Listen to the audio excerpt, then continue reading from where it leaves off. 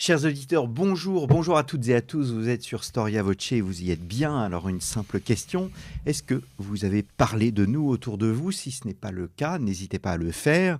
Je vous le rappelle aussi, nos podcasts sont gratuits afin de préserver cette gratuité. N'hésitez pas à nous soutenir, n'hésitez pas à faire un don à notre association en cliquant sur le lien juste en dessous de la description de ce podcast. En faisant un don, eh bien, nous vous offrirons un abonnement à Histoire et Civilisation.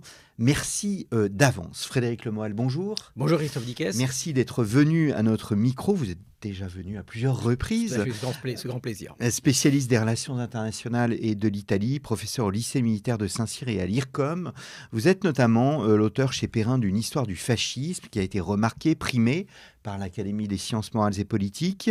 Et je vous ai reçu à l'occasion de la sortie de cet ouvrage afin d'enregistrer 3 cours d'histoire qui font partie des cours d'histoire de Storia Voce les plus écoutés donc sur le fascisme. Et vous venez de publier, toujours chez le même éditeur, une biographie consacrée à Pie XII. Pie XII, le pape face au mal. Ce n'est pas la première fois que vous penchez sur le sujet, Pie XII, puisque vous êtes l'auteur d'une étude consacrée à l'élection de Pie XII, paru aux éditions du Cerf, et à tout le jeu diplomatique qui existe autour de cette élection. On pourra en reparler. Vous développez notamment l'idée qu'au fond, Pie XII, le Pacelli, qui devient Pie XII, est au fond le candidat français par excellence. Alors, ma première question sera assez simple, Frédéric Lemoal. Le pape François a permis l'ouverture des archives du pape Pie XII. Avant cette ouverture, quelles étaient les archives disponibles?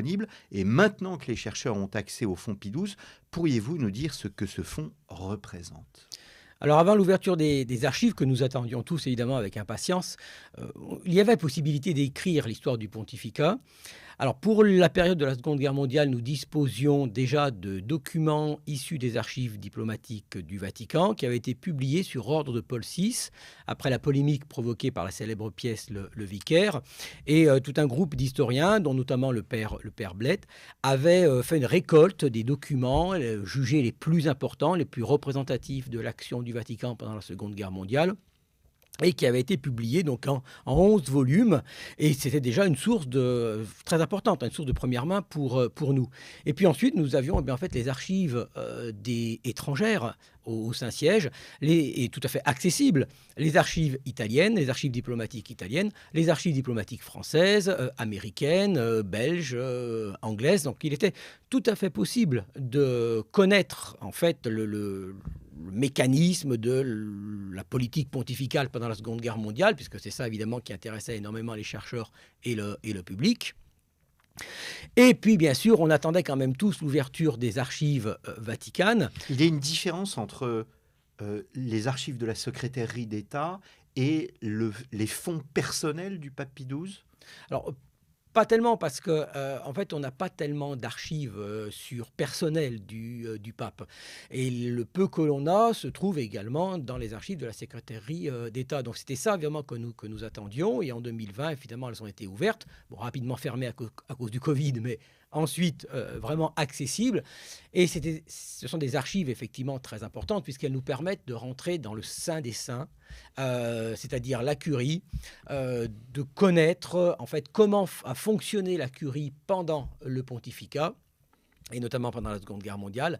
Ça nous a permis de connaître ce que nous, historiens, nous appelons le processus de décision, c'est-à-dire tout le mécanisme qui a conduit le pape à prendre telle ou telle décision. Donc ça nous permet de voir les divisions au sein de la curie, les différents courants au sein de la curie, qui a fait pression dans quelle direction, qui a fait pression dans l'autre direction. Donc on rentre vraiment en effet dans le sein des saints, et on va pratiquement jusqu'au bureau du pape, puisqu'on a accès aux documents qu'il a lus, qu'il a parfois annotés, et avec le fameux tampon visto dal Papa, vu du pape. Donc nous savons que ce document a été vue du pape. Donc voilà, maintenant nous disposons de l'ensemble des pièces pour connaître ce pontificat gigantesque en fait. Le pontificat, il est élu en 1939, nous allons y revenir, et c'est un pontificat qui est très long puisqu'il dure jusqu'en 1958. Il y a des centaines de milliers et des centaines de milliers de documents.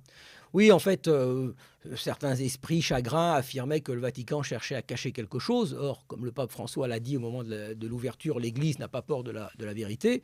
Et en fait, c'était un travail de classement absolument gigantesque, avec une cité du Vatican qui a très peu de personnel. Et en plus, ces documents ont été numérisés, ce qui facilite, nous, l'accès aux documents.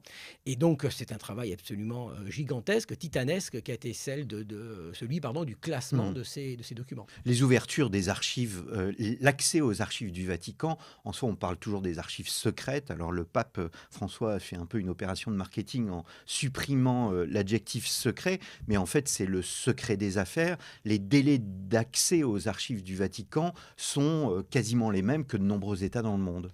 À cette différence près, c'est que ça fonctionne par pontificat.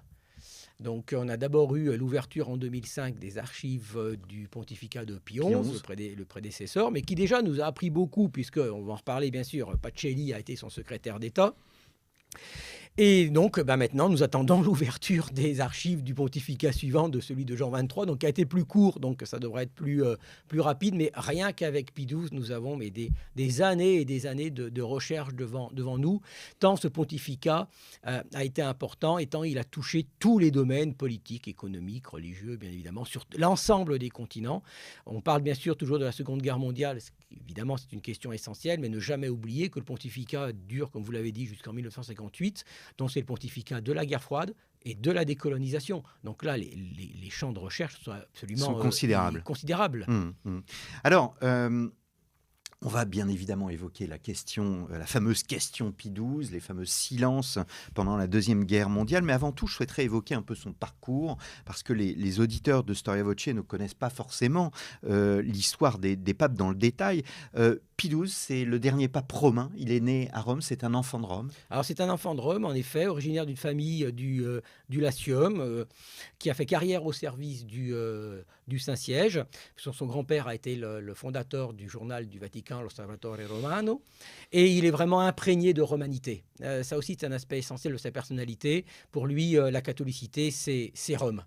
Et Rome, c'est la catholicité, c'est le centre de l'Église catholique. Et donc, il est fortement marqué, d'où son attachement très fort à la ville de Rome. Alors, c'est un enfant très pieux, un enfant très très pieux. Ça se remarque très rapidement. Quand il est enfant, il s'amuse à jouer au prêtre. Et avec une dévotion très forte pour la Vierge Marie, pour Saint Philippe Néri.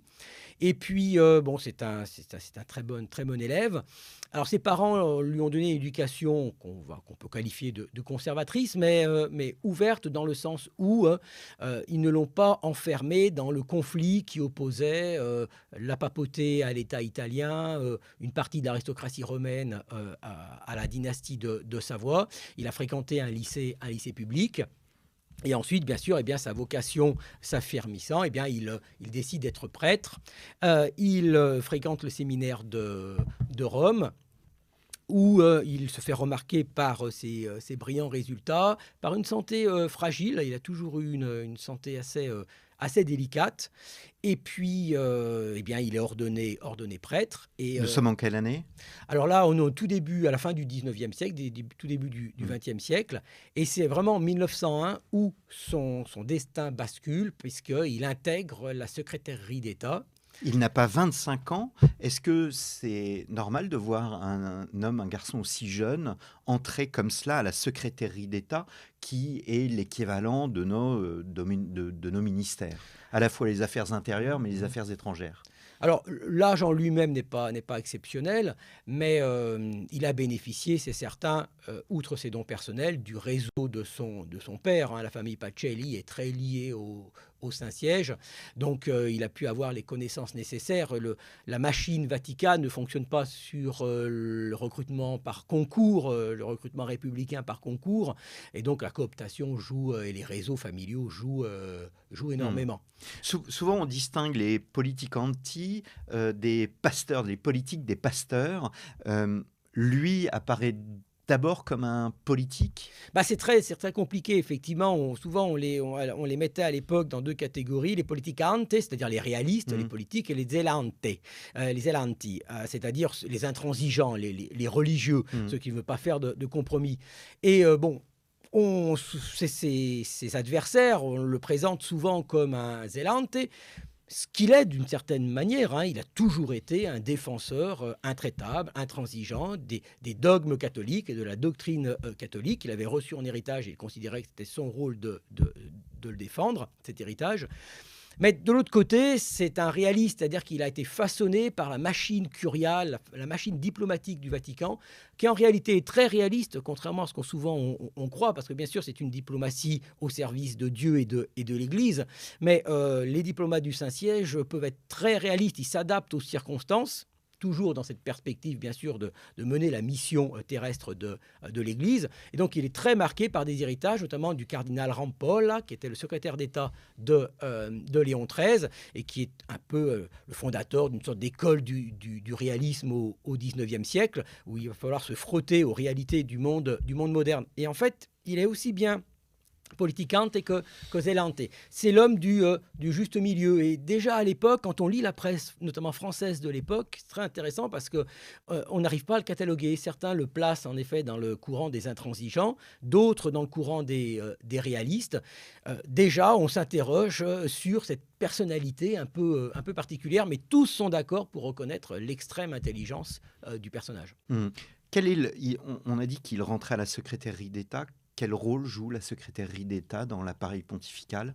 Alors, la secrétairerie d'État, c'est en quelque sorte le principal ministère du Saint-Siège et qui est dirigé par le secrétaire d'État, qui est en quelque sorte Un Premier un ministre? Premier ministre au service du pape. C'était le numéro 2 qui est choisi par le pape, un homme de confiance dans l'immense majorité des cas, et qui assure le fonctionnement de la curie, et notamment des relations extérieures de la papauté, puisque c'est un État, hein. L'Église catholique a cette particularité d'être une religion qui a un État, et donc qui entretient des relations diplomatiques à travers ses nonces, avec des États Les nonces, temporels. ce sont les ambassadeurs Voilà, ce sont les ambassadeurs du pape Saint-Siège.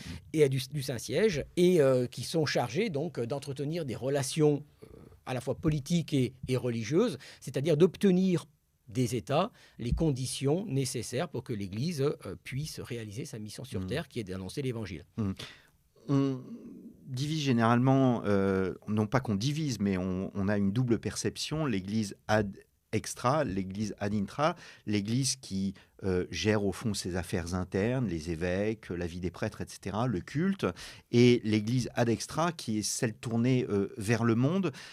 Est-ce que Eugenio Pacelli, futur Pie XII, se dirige vers la deuxième catégorie très rapidement, vers, au fond, une carrière diplomatique? Oui, très très vite, alors qu'il a souvent exprimé l'envie, durant toute sa carrière diplomatique, de retourner à un siège épiscopal, de faire le prêtre, hein, de faire de la pastorale. C'était une posture, peut-être, non? C'est difficile à dire, c'est très difficile à dire à 100%. Je pense qu'il y avait une part de sincérité chez lui, mais il est en effet happé par cette carrière diplomatique dans laquelle, il faut bien le dire, il a excellé. Tous les contemporains, tous ceux qui l'ont croisé et ses supérieurs en premier, et les papes en premier, que ce soit Pie X, Benoît XV ou Pie XI, ont constamment remarqué véritablement un don particulier pour la négociation, y compris les négociations les plus difficiles. Donc il a vraiment toujours excellé dans son métier de diplomate, mais il ne faut jamais oublier, parce que c'est souvent ce qu'on fait un peu, notamment pour expliquer la problématique de la Seconde Guerre mondiale, que ce n'est pas qu'un diplomate. C'est un prêtre. Et donc, il analyse tout quand même à travers le réalisme qui est celle de son école diplomatique, mais aussi à travers un aspect religieux. Il ne faut jamais oublier que c'est un prêtre avant tout et qu'il a une mission de prêtre à poursuivre. Il arrive en 1901 à la secrétairerie d'État. Le pape, en 1901, c'est Léon XIII. Léon XIII meurt en 1903. Pie X est élu. Et Pidis est associé à une forme d'intransigeantisme, si l'on peut dire. Quelles étaient les relations entre Eugenio Pacelli et Pidis? Mais en fait, il commence sa carrière sous Léon XIII, donc sous l'autorité du cardinal Rampolla, comme je le disais, donc l'école réaliste, et il poursuit sa carrière, et d'ailleurs elle s'accélère sous Pidis. C'est-à-dire qu'il n'a pas fait partie des prélats mis de côté, mis à l'écart sous le règne de Pidis et avec son cardinal secrétaire d'État, Monseigneur Méry Delval. Donc en fait, il se coule dans le moule du pontificat de Pidis sans difficulté, qui est marqué en effet par un antimodernisme extrêmement puissant.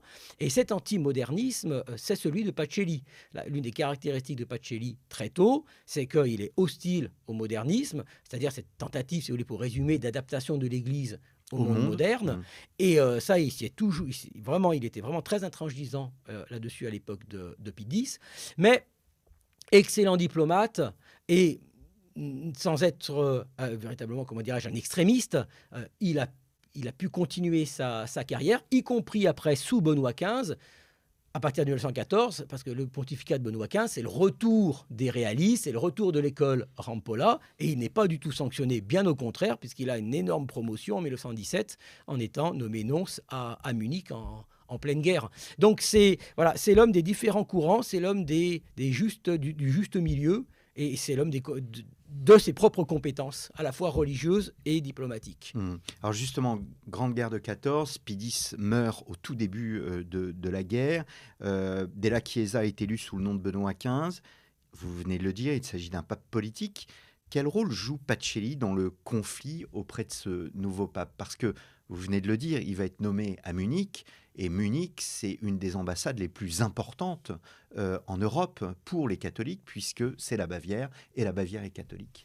Et c'est la seule représentation diplomatique au sein de l'Empire allemand. Donc, toutes les questions politiques traitées avec Berlin passaient par la nonciature de Munich. C'est l'aspect un peu compliqué de l'Empire allemand à cette époque. Donc, le poste, en effet, lui choix en 1917. Et bien sûr, c'est une marque de confiance que lui fait Benoît XV, parce que quand il le nomme, Benoît XV est dans la perspective de la rédaction d'une note de paix qui est publiée en août 1917, note de paix dans laquelle il propose aux belligérants un certain nombre de propositions autour desquelles les belligérants pourraient commencer à discuter, à négocier et donc à sortir de la boucherie de la Grande Guerre. Et donc tout se joue à Berlin, parce qu'il faut convaincre les Allemands d'entrer en négociation, en sachant que les Français n'ont plus de relations diplomatiques, l'Angleterre est protestante, la Russie est orthodoxe, donc tout passait par Berlin. Et donc il se retrouve au centre de négociations particulièrement difficiles pour convaincre les Allemands d'accepter les propositions du pape. Et c'est vraiment une expérience absolument fondatrice pour lui, puisque en fait cette mission est un échec. En fait, l'initiative de paix de Benoît XV n'aboutit pas, car en fait personne n'en veut, car personne ne veut vraiment d'une solution négociée. Chaque belligérant a ses raisons, mais personne n'en veut. Et cet échec de sa mission l'a durement touché, et il s'en souviendra quand il sera lui-même pape lors de la Seconde Guerre mondiale, et il ne cherchera jamais à mettre les belligérants en fait d'accord, parce qu'il avait compris que dans une guerre mondiale et dans une guerre de type moderne, eh bien les belligérants ne veulent pas d'une paix négociée. L'Italie, on ne le dit jamais assez, mais l'Italie ne souhaitait pas au fond une paix pontificale. Ah, surtout pas l'Italie, qui avait un conflit très fort avec la papauté, puisque l'unité italienne s'était faite au détriment des États pontificaux. Donc s'il y a bien un État qui ne voulait pas du pape, c'était bien l'Italie. Et d'ailleurs, dans le traité de Londres, qui a permis l'entrée de l'Italie dans la guerre en 1915 aux côtés de l'Entente, il y avait un article, qui était l'article 15, imposé par les Italiens, qui interdisait au Saint-Siège d'être invité à la future conférence de paix, alors que le Saint-Siège avait quand même été invité au congrès de Vienne en 1814 et 1815. Donc personne n'en voulait. Alors c'est un échec. Il n'empêche que ça a été pour Pacelli, bien sûr, une expérience pour sa carrière fondatrice, parce qu'il a fait preuve là de toutes ses qualités de diplomate. Il avait quand même réussi à obtenir la confiance des dirigeants allemands. est née à partir de ça une réputation de germanophilie très forte chez les Français, chez les dirigeants républicains français. Pacelli, c'est l'homme des Allemands et il aura beaucoup de mal, il a eu beaucoup de mal à se défaire de cette réputation qui court encore jusqu'à aujourd'hui. Il faut en dire un mot. Oui, il est germanophile, il aime l'Allemagne. Jusqu'à preuve du contraire, ce n'est pas un crime. Et puis surtout, il faut dire quelle Allemagne il aime. Il aime l'Allemagne catholique, l'Allemagne du Sud, l'Allemagne de l'Ouest, la Rhénanie, la Bavière. Ça, c'est une Allemagne qui est très très chère à son cœur. Par contre, il déteste, et il ne s'en cache pas, l'Allemagne du Nord, l'Allemagne protestante. Il déteste Berlin lorsqu'il a été envoyé comme ambassadeur, comme nonce à Berlin en 1920. Pour lui, ça a été vraiment une expérience vraiment extrêmement mauvaise de se retrouver dans cette ville qu'il qualifiait d'athée et de protestante. En fait, il y a chez lui, et ça rejoint son antimodernisme, il y a chez lui une hostilité, une aversion pour le protestantisme qui est très très forte. Et en fait, je pense que beaucoup de mes collègues, au lieu d'aller chercher des preuves d'un anti-judaïsme, et même pire, d'un antisémitisme, qu'on ne trouve pas, sans doute parce qu'elle n'existe pas, ferait mieux de se pencher sur sa vraie aversion qui est en fait pour le protestantisme et qui court pendant toute sa vie et tout son pontificat. Je voudrais quand même qu'on reste un peu sur la Grande Guerre parce que est-ce à dire qu'on ne peut pas penser la Deuxième Guerre mondiale et son action pendant la Deuxième Guerre mondiale sans ce qu'il s'est passé lors de la Grande Guerre? Ça, moi, j'en suis convaincu, effectivement, puisqu'il a été associé de très très près à toutes les décisions de Benoît XV, à tel point que même lorsqu'il y a des questions qui se posent vis-à-vis de l'Autriche, c'est lui qui est associé davantage que le nonce pontifical à Vienne. C'est dire la confiance qu'il avait pu établir avec ses supérieurs. Donc cette violence de la guerre et cet aspect passionnel de la guerre, ça, il l'a très bien perçu. Et donc, pendant la Seconde Guerre mondiale, il cherchera davantage à mener des actions de préparer la future paix, mais sans jouer les arbitres dans l'immédiat, pendant les opérations, et plus mener une diplomatie humanitaire afin d'aider tous ceux qui en avaient besoin. Alors, on va y revenir. Mais au lendemain de la guerre, l'Allemagne est dans le chaos. Il est lui-même en Allemagne. Il a vécu il a vécu ce chaos. Est-ce qu'il a même vécu le putsch de Munich? Oui, alors... Parce qu'il part en Allemagne en 1925, à Berlin en 1925. Alors oui, parce qu'il a reculé le plus possible son départ, en fait, effectif. L'ambassade est ouverte en vain à Berlin, mais lui, il va une fois qu'il a négocié le concordat avec la Bavière qui est signé en 1924. Donc, en fait, l'expérience, elle est double de l'après-guerre. Il y a ce que vous avez dit, effectivement, c'est-à-dire qu'il se trouve complètement associé, plongé à l'écroulement de l'Empire et surtout aux révolutions bolcheviques, marxistes, excusez-moi, aux révolutions marxistes qui éclatent en Allemagne, et notamment à Munich, où il a même vécu physiquement les troubles révolutionnaires, puisque la nonciature a été envahie par des révolutionnaires, et il a été lui-même menacé physiquement par un activiste qui l'a menacé de son revolver parce qu'il voulait prendre la voiture de la nonciature. Et puis l'autre aspect très important, c'est bien sûr le traité de Versailles, et ça aussi, ça explique beaucoup de choses pour la suite, car aussi bien Benoît XV que son diplomate à Munich, Monseigneur Pacelli, ont pas eu de mal à considérer que le traité de Versailles était en fait une paix punitive, que ce n'était pas une paix de réconciliation, c'était une paix qui continuait la guerre dans la paix, qui ne réconciliait pas les Allemands avec leurs vainqueurs, qui découpaient l'Europe d'une manière insensée avec ses nouvelles frontières. Et donc là, la diplomatie allemande et la diplomatie vaticane se sont retrouvées sur la même longueur d'onde pendant toutes les années 20, ce qui a encore accentué la réputation de germanophilie qui collait à la peau de la papauté et du nonce Pacelli. Oui, puisqu'on peut dire exactement, on peut parler de Pacelli, mais aussi de Pie XI. C'est-à-dire que Pie XI, on voit bien évidemment la condamnation du nazisme, et on en parlera plus tard, mais la politique de la papauté est une politique pro-allemande tout au long des années 20. Voilà, voilà, tout à fait, une politique qui n'est pas au service de l'Allemagne, contrairement à ce qu'on disait à l'époque. Mais en effet, il y a une convergence d'analyse, ouais. d'intérêt entre les deux. La papauté cherche à protéger l'Allemagne de la rigueur que lui imposent ses vainqueurs, au nom de l'équilibre européen, mais aussi au nom tout simplement d'une paix juste, car les traités de paix n'ont absolument pas, et c'est un fait, nous le savons tous, apaisé les relations internationales en Europe. Je fais un bond dans le temps. 1929, accord du Latran, il joue un rôle ou pas? Non, là il est complètement à l'écart des négociations. Par contre, il s'en félicite. Les accords du Latran, donc, qui réconcilient la papauté avec l'État italien et qui créent la fameuse cité du Vatican, qui s'accompagne d'un concordat très favorable, il ne faut pas l'oublier, à l'Église en Italie. C'est à ce moment-là où Mussolini se prend pour Bonaparte, au sens où il réconcilie l'État avec l'Église.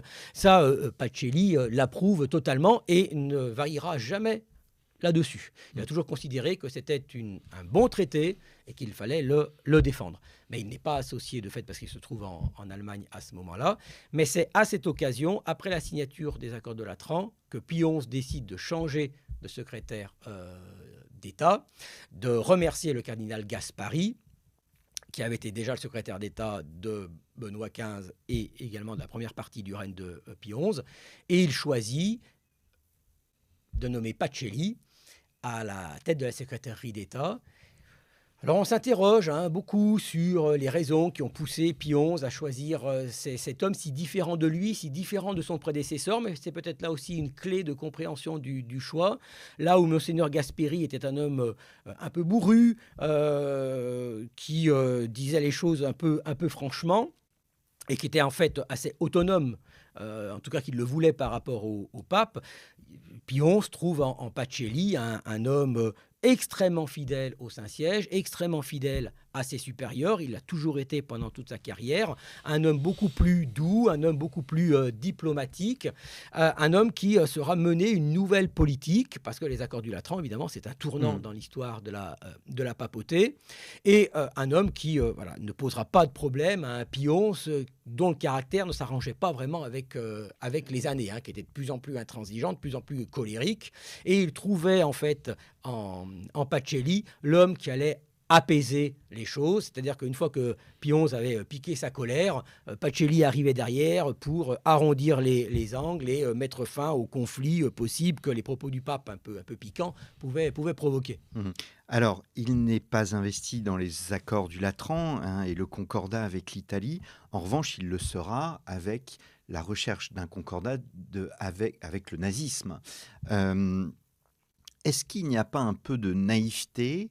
Est-ce qu'il n'y avait pas un peu de naïveté à croire qu'on pouvait signer des accords avec le pouvoir hitlérien? Alors le concordat de 1933, c'est lui, en effet. C'est lui qui a tout contrôlé, qui a mené la négociation de bout en bout. Il s'est réservé le dossier du concordat et Pie XI le lui a laissé parce que c'est un très grand connaisseur de l'Allemagne. Et il avait vu à Munich la montée du nazisme. Donc il connaissait cette idéologie. C'est d'ailleurs lui qui avait convaincu Pie XI de la dangerosité du nazisme, alors qu'au tout début, en début 1933, Pie XI ne voyait pas totalement le mal que pouvait provoquer l'arrivée au pouvoir d'Hitler. Alors effectivement, naïveté, très franchement, je ne le crois pas. Et pourquoi je ne le crois pas? C'est parce que les documents nous indiquent en fait un homme qui est totalement conscient du danger que représente le pouvoir nazi. Il n'a pas d'illusion, même une fois signé, sur ce que les nazis feront du texte. Mais Donc c'est un coup pour rien, en fait. Il le sait, mais il signe tout de même. Oui, mais c'est un moindre mal pour lui. C'est un moindre mal parce que ce concordat qui est voulu par Hitler...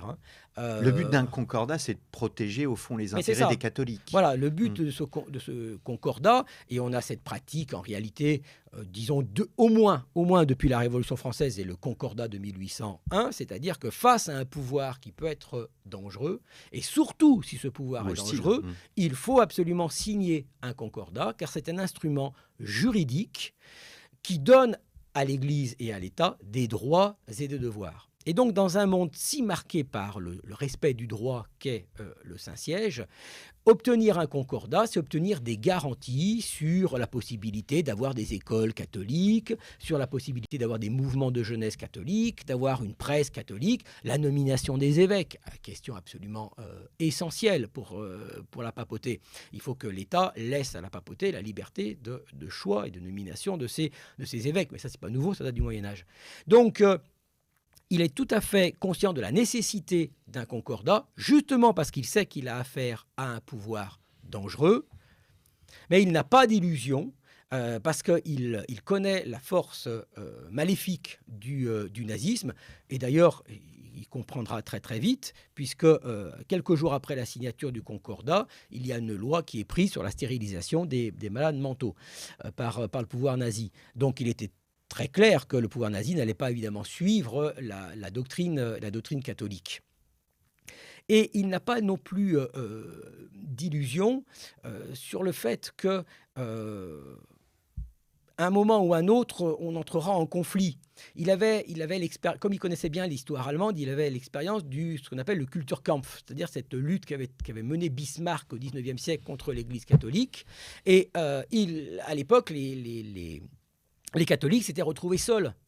Et donc là, il a la conviction de disposer d'un instrument juridique pour pouvoir dénoncer les agissements contraires au concordat que n'allaient pas manquer de mener les nazis, parce que s'il y avait une chose qu'il avait comprise à l'époque de l'Annonciature, c'est que l'antisémitisme des nazis ne pouvait pas être dissocié de leur antichristianisme.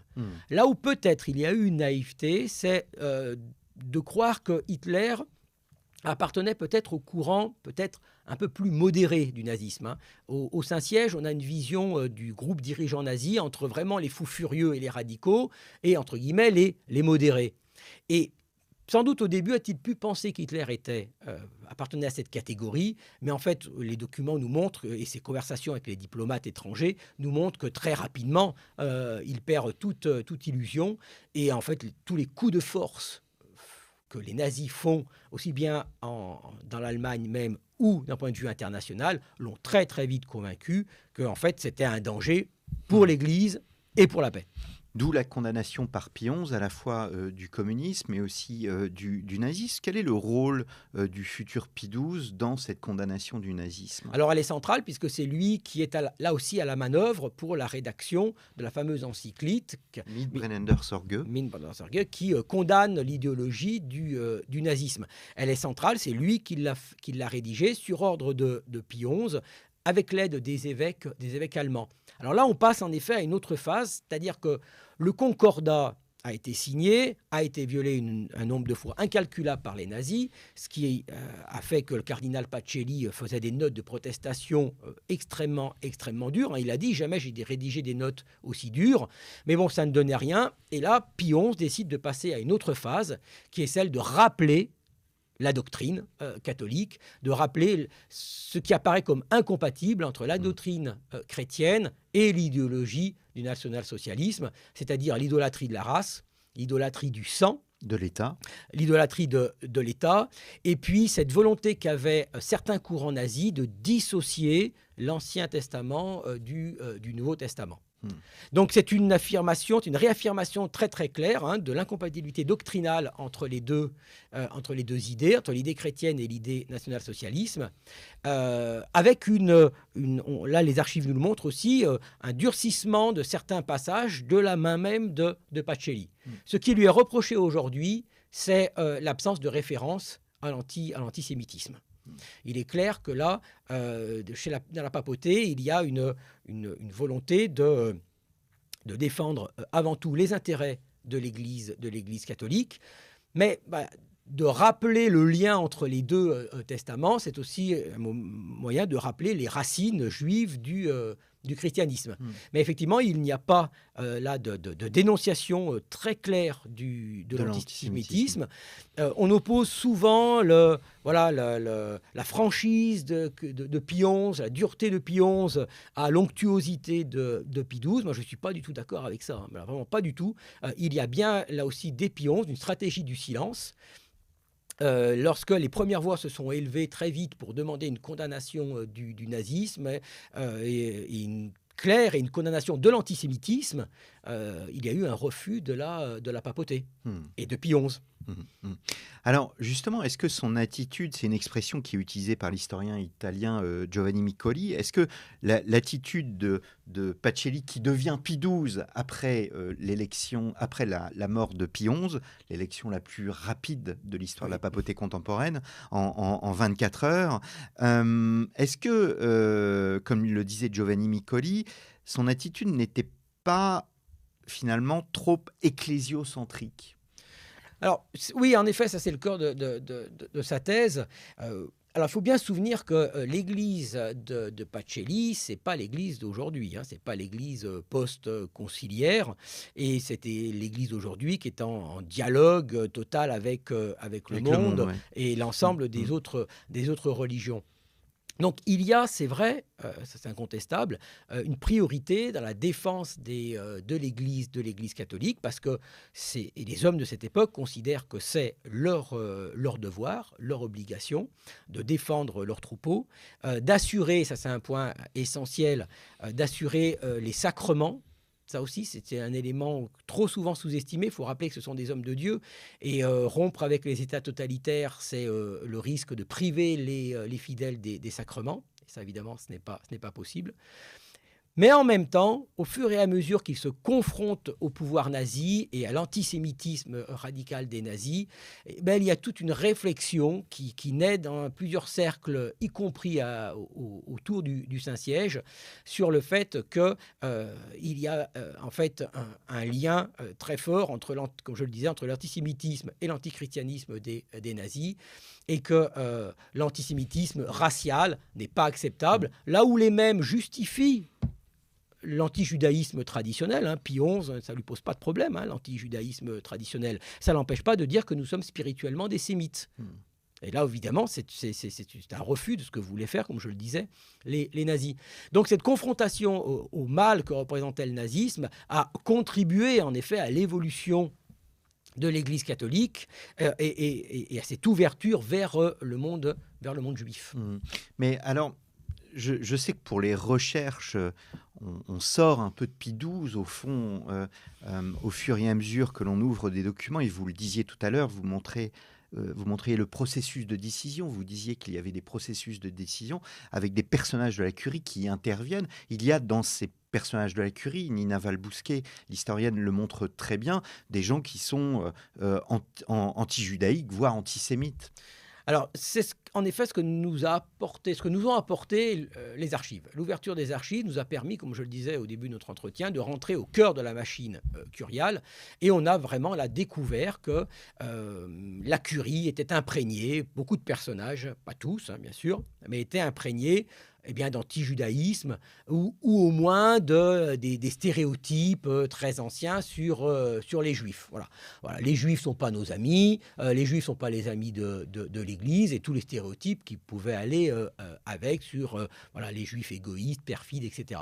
Donc, y compris très haut dans la curie, hein, on a ce genre d'expression. On n'a pas, pour l'instant, de documents mettant en cause Pie XII, qui pourrait associer Pie XII à ce genre de sentiments. Moi, j'ai même trouvé un document, une conversation qu'il a avec un diplomate belge, dans lequel il réfute la thèse du judéo-bolchevisme, qui était très, très à la mode, très en vogue dans les courants les plus conservateurs. Donc ça, c'est tout à fait vrai. Hein. Là, on l'a bien découvert sur la prégnance de l'antijudaïsme. Mais ce qu'il faut évidemment immédiatement ajouter, c'est que ces mêmes archives nous montrent que ces stéréotypes négatif sur les juifs et cet antijudaïsme qui est encore fort, n'empêche pas les tentatives d'action de sauvetage. Donc, pour résumer... C'est-à-dire que des familles juives appellent le Saint-Siège non seulement pour intervenir. elles appellent le Saint-Siège pour intervenir, donc elles ne doivent quand même pas imaginer à s'adresser à des ennemis. Et puis, au Saint-Siège, on a certains responsables... comme par exemple Monseigneur Delac, qui est vraiment le personnage qui a vraiment apparu sur la lumière de l'antijudaïsme. Voilà, ils disent, oui, les Juifs, ils nous aiment pas, on les aime pas forcément, mais on va quand même essayer de les sauver. C'est-à-dire, ça n'empêche pas les tentatives de sauvetage quand les nazis se mettent à massacrer les Juifs. Ça n'a pas été un obstacle, si vous voulez, pour l'action souvent vaine, hélas, du Saint-Siège. Et en tout cas, ça ne joue absolument pas dans le fameux silence de Pie XII. Alors justement, ces silences, est-ce que c'est la thèse de Philippe Chenot, qui est un historien qui a travaillé aussi sur Pie XII comme vous, il y a plusieurs années. Est-ce que, au fond, ces silences ne sont pas la conséquence de sa formation, de son ADN diplomatique avant tout? Alors ça joue, son caractère de toute façon ne le pousse pas aux ruptures. Ce n'est pas un homme des ruptures. Il est hésitant, c'est incontestable. Il a du mal à décider et il a du mal à trancher. Ça, c'est absolument incontestable. Les documents le montrent et les témoignages le montrent très bien. Mais Pie XI, puisque vous parliez de l'ouverture des archives de Pie XI aussi, dans le conflit espagnol, il avait du mal à trancher également. Oui, bien sûr, parce qu'ils font face à des situations qui sont quand même extrêmement compliquées. Hein, comme le disait notre maître Georges-Henri Soutou, ils ont une guerre mondiale sur les bras. D'accord ? Donc, c'est des situations compliquées où il faut prendre des décisions sans savoir la suite de l'histoire. Ils ne connaissent pas la fin de l'histoire. Ils ne sont pas comme nous. Hein. Bon, ça n'excuse rien, mais c'est un élément d'explication. Alors, donc son caractère ne le pousse pas au conflit, ça, tout le monde est d'accord. Sa formation de diplomate, oui, peut jouer. À mon sens, le cœur de la problématique du silence vient d'une analyse qu'il a faite en conscience, parce qu'il s'est beaucoup interrogé, et moi je suis absolument certain que ça l'a vraiment tourmenté pendant la guerre, sur est-ce que c'était la bonne solution. Mais en conscience, il a choisi la stratégie d'un silence mesuré, parce qu'il a quand même dénoncé les massacres en cours, pas spécifiquement le Shoah, mais les massacres en cours. Mais il a en conscience fait ce choix du silence, considérant que c'était la meilleure solution face au danger que représentait le nazisme pour l'Église et pour l'ensemble des malheureux qui étaient persécutés, et qu'il valait mieux se taire et agir. Laisser aux évêques sur place la responsabilité des actions, parce qu'ils sont les mieux à même de juger. Et ensuite, lorsque arrivent des demandes de secours au Vatican, il a confié à Monseigneur Tardini, qui est l'un de ses principaux collaborateurs, le soin de gérer toutes les demandes et de voir ce qu'il était possible de faire. Dans une action diplomatique, mais pas au sens péjoratif du terme, une action diplomatique, c'est-à-dire d'État à État, c'est-à-dire les principaux efforts visaient à obtenir des États, des visas de sortie ou des visas de rentrée. Mais là, et c'est vraiment un point qui me semble vraiment essentiel, c'est que la diplomatie du Vatican se heurte à des refus des États qui persécutent. Je pense par exemple une conversation entre le nonce à Bratislava et le Premier ministre slovaque, où le nonce essaie de le convaincre d'arrêter les persécutions et même l'extermination des Juifs en complicité avec les Allemands.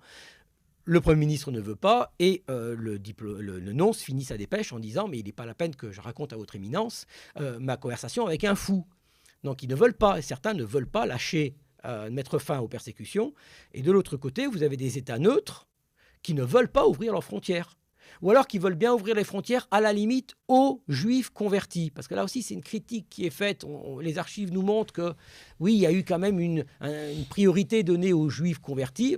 Mais moi, je suis absolument persuadé que ce n'est absolument pas par antisémitisme ou même antijudaïsme, mais tout simplement en prenant en charge le dossier des Juifs convertis, l'Église était dans son droit de défendre des catholiques, et c'était un argument juridique porté aux États en disant « ils sont catholiques, vous devez les prendre », alors que dans les persécutions, eux aussi pouvaient être arrêtés et éliminés. Mais les États d'Amérique latine, beaucoup ne veulent pas ouvrir leurs frontières. Et qu'est-ce que vous voulez faire là? Le Vatican ne peut pas défoncer les portes.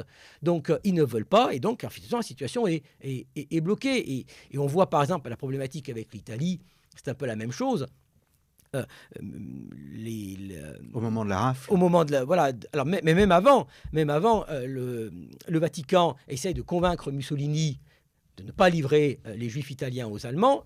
Mussolini ne le fait pas pour des raisons humanitaires, hein, mais effectivement, il ne le fait pas. Mais on voit quand même une radicalisation chez lui, une tentation de les livrer. Et puis surtout, bien sûr, à partir de 1943 et l'écroulement du régime fasciste, là, les Allemands occupent la moitié de l'Italie, dont Rome. Et là, on arrive au terrible journée d'octobre 1943 où les Juifs de Rome sont raflés, et ce qui n'a pas arrêté Hitler.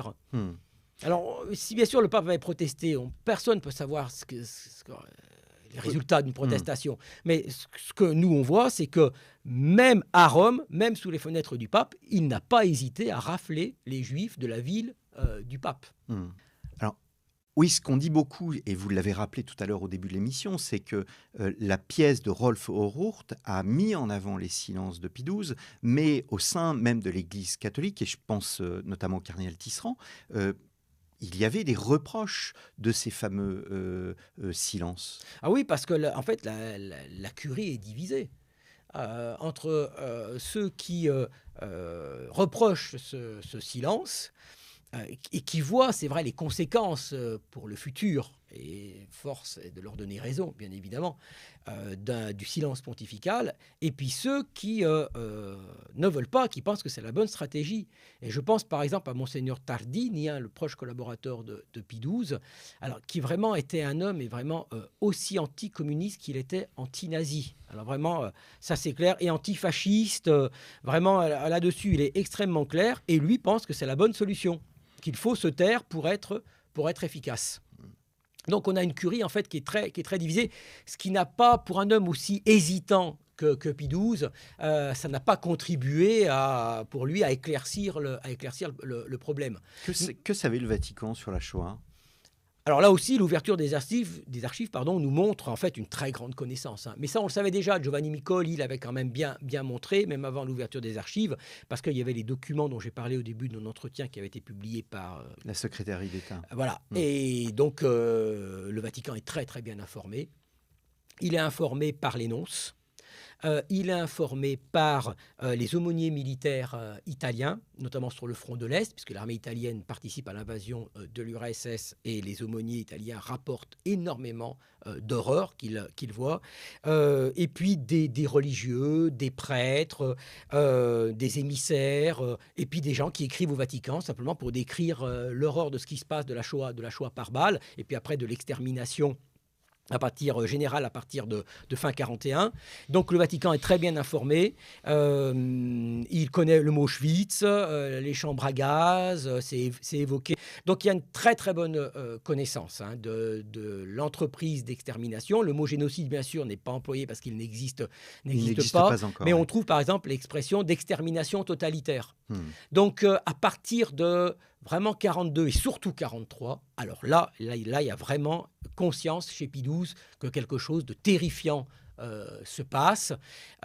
Est-ce qu'il voit la spécificité du génocide juif? Ça, c'est aussi une question sur laquelle on travaille. Il voit bien que les Juifs, bien sûr, sont massacrés en masse, mais il y a aussi toutes les autres populations qui le sont.